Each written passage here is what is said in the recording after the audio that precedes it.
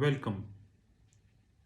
This is the message video of our whole video, which is called Regulatory Appointments. In this message video, I would be talking about a concept called structured derivatives. And I'm really thankful to Goldman Sachs for uploading a very good book in the public domain. I'm really thankful to Goldman Sachs. And I strongly feel that this book would definitely bring lot of innovation in the system in the near term. This booklet is about a private wealth management. It's uploaded by the Goldman Sachs in the public domain. I go to page number 37 of this booklet. So I'll show this to you. This booklet, page number 37. Like I told you that I keep printing lot of study material. Whether this is from magazines, this is from newspapers, this is the prints which I'm taking, this is the books which I'm ordering, or maybe a variety of sources. And I strongly feel that knowledge is an essence. The human society, which once, many millions of years ago, used to be a monkey, and eventually from monkey to a human, from human to a wheel to a airplane, slowly the chip making to apple to all these technological innovation happened only because there were the driving force there the driving force was knowledge.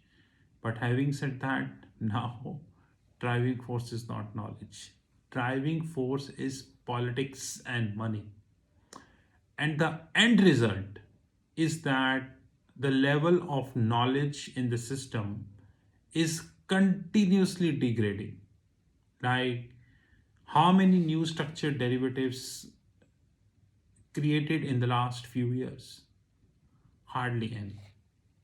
What all inventions, innovations we did in the investment banking?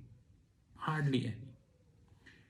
I remember when I used to be a corporate treasurer and used to serving EXL and HCL, then UBS and Deutsche used to be a big name. I remember in EXL, we opened a corporate relationship with Deutsche Bank. And Deutsche Bank India representative, I don't wanted to name her, but she came to our office, and she's still a great friend, by the way. She came to our office and we interacted with her. And at that point of time, Deutsche used to be a king of universe.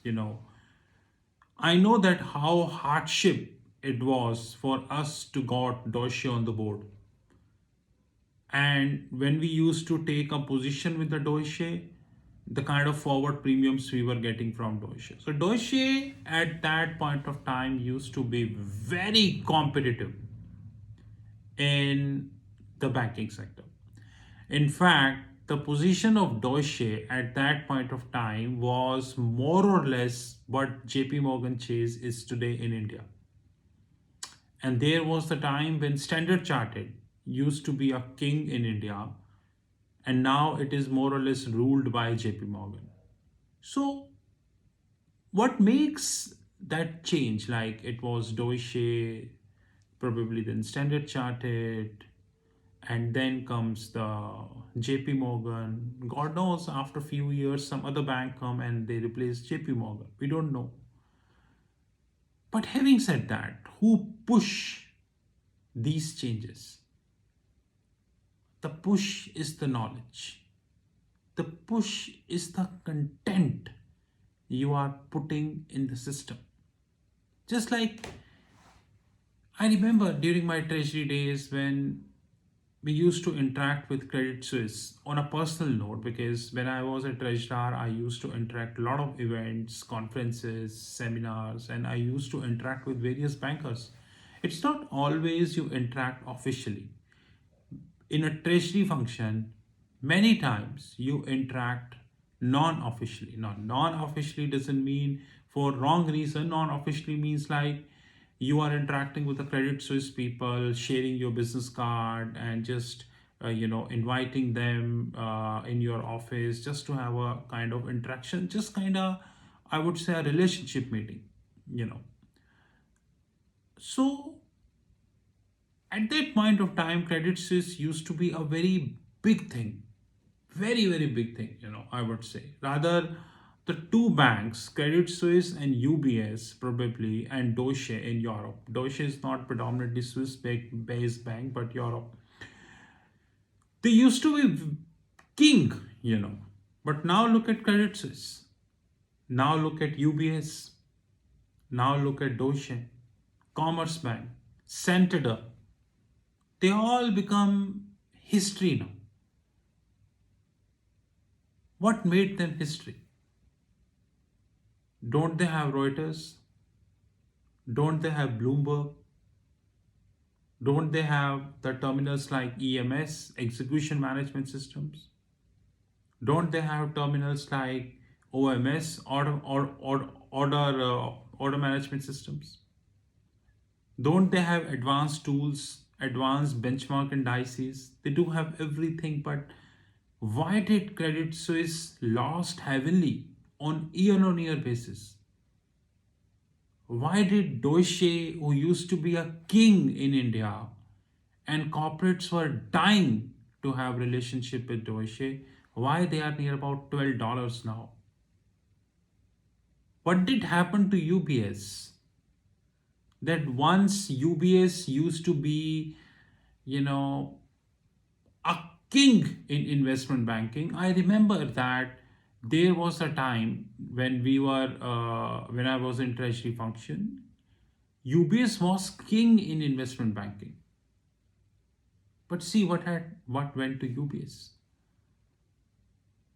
Why did that happen? It's not about UBS. Just look at the Bank of America share price. You will get to know. Just look at Citibank share price. I have enough incidences being quoted in this book called The Fix, whereby several things mentioned about the Citibank. Several things mentioned about the Citibank. And of course, I would be taking them public because I would be using my own treasury knowledge also. The most important thing that differentiate a big bank, just like Goldman, JP Morgan, compared with the rest is their ability to innovate. That's most important thing. Goldman ability to innovate is exceptional. And this is the reason why they are still 150 years old and running. It's exceptional. Even after COVID-19, Goldman not relented on their investment banking business. Rather, their investment banking business grew even during the COVID-19 times. So one thing which we need to learn very carefully, that if you are in the world of banking, you need to be on your toes always. If you are not on your toes, the time will not save you. That's more important thing. Now, whether this is UBS, whether this is Credit Suisse, whether this is Santander, whether this is Citibank, whether this is, we have hell lot of examples. Deutsche, Commerce Bank, hell lot of examples. Europe is filled, I would say, with the names of the banks who used to be king at a given point of time. Europe is filled with the name of the banks. Switzerland in the last several years lost considerably what is known as banking competitiveness. They lost considerably what is known as the banking competitiveness. And unfortunately, that considerably is also in Singapore. Singapore also lost banking competitiveness. I know that as I speak in 2022, we don't have any index called Banking Competitiveness Index. Had it been, it would also get manipulated, just like International Monetary Fund doing World Bank doing business report and several such reports. So Banking Competitiveness Index once again should not be treated as an independent report. Let it be very clear, honest and precise.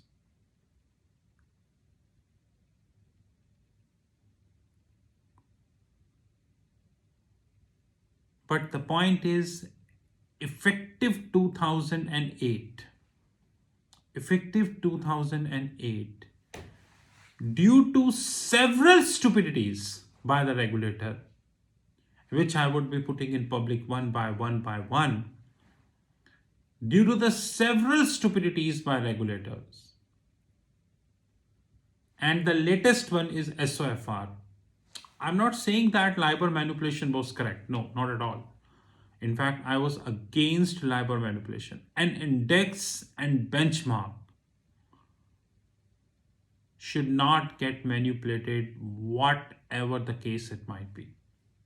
Whatever the case it might be, forget 25 bips, 35 bips manipulation. It should not get manipulated even by 1 bips. 1 bips.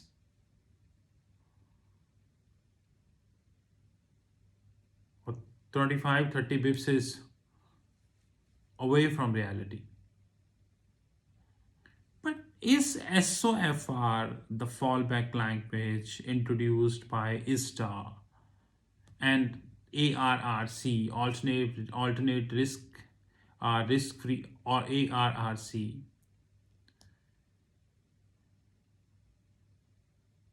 Is that correct? That's the most important thing.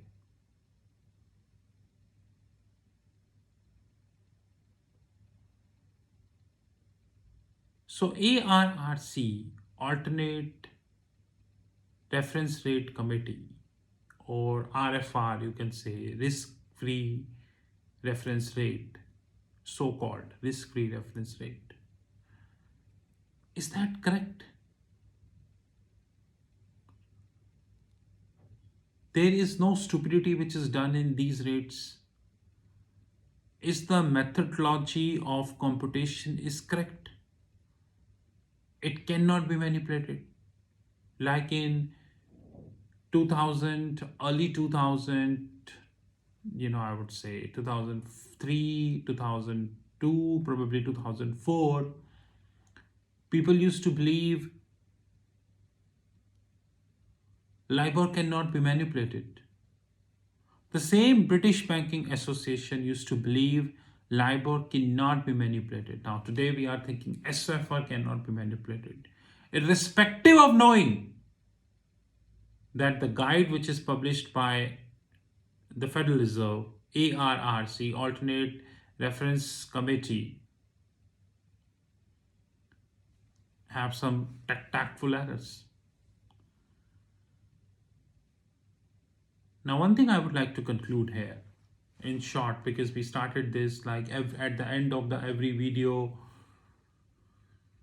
we have a message section. One thing I would like to be very clear and upfront is that if this trend persists, and the probability of this trend to get persist is very high, let it be honest, the day is not far when banking to be managed by cheats, which is, by the way, the case now. And the level of innovation in the banking would end up almost zero, which is again the case now. And this the world called as fintech. Fintech. Start a loss making company, run it in losses for several years, pay some commission to the regulator, get the IPO license, fool the investors, you are fintech. absolute. You are fintech. And very soon we are reaching at a point, very soon we are reaching at a point when banking regulations become a stupidity, which is, by the way, it's happening. This is Rahul Magan from Treasury Consulting Group. You know my personal number, which is +91 9899 242 978. Have a great time ahead. Thank you.